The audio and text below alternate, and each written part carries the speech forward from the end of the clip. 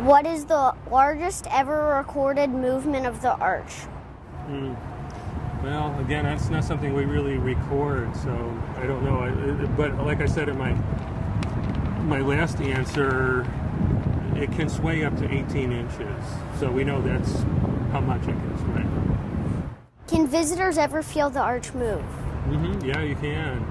Just on an average visit, if there's any kind of wind at all outside, you can feel a little bit of movement. And I always tell people, if you want to feel the movement, when you're at the top, have you been to the top of the arch before? Okay, so you remember you're up there and it's kind of long and narrow and there's windows on each side. And if you turn so that your body is facing sort of parallel with the arch, so there's a row of windows on your right and a row of windows on your left, if you stand there like that and kind of spread your legs out a little bit, you can feel a little bit of sway in the arch by doing that.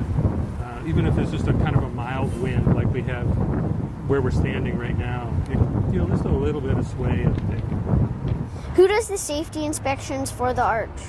We have a whole crew of maintenance people who do safety inspections all the time. They're in the legs of the arch. There's little stairways on the inside of the legs, and they can go up and down in there and take a look at everything. And the thing we inspect most frequently is the tram, the elevator that takes people up to the top of the arch.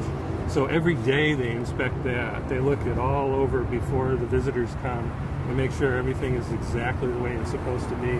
And they even can ride on the outside of the elevator. There's a little sort of car that they can ride on the front of the tram. So that way they can see everything all around them and make sure everything is the way it's supposed to be.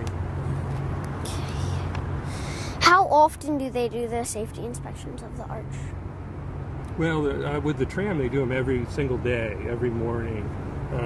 The other inspections are more occasional. I don't know if they have an actual program for when they do them, but it's pretty frequent because we just want to make sure that it's safe and it's one of a kind. You know, like one of the people one of my bosses said once, there's no manual for the arch because there's nothing else like it in the whole world. So we realize it's unique and we have to really pay attention to everything that's going on and make sure that everything's the way it's supposed to be.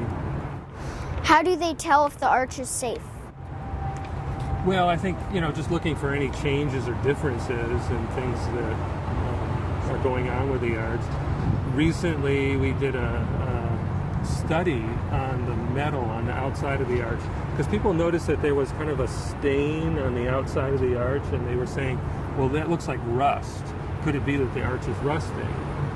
Well, we think of something like stainless steel. We know it can't rust. So what could be rusting? We're thinking maybe the welds in between the stainless steel. So that wouldn't be safe.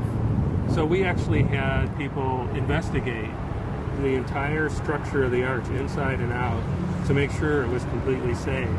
And what they found out was kind of interesting, but the fun part was they actually had to go outside on the arch way up high. So they came out the hatch at the top of the arch and they had specially rigged wires, ropes, that they could dangle down on the outside of the arch, way up at the top, and take a look at the stainless steel and the condition of the stainless steel, the welds, all those things. But the interesting thing they found out was that, for the most part, it's air pollution that's causing those stains. And it's air pollution from a long, long time ago when they built the arch, back in the 1960s. And it's getting washed out by the rain from inside the area where the welds are.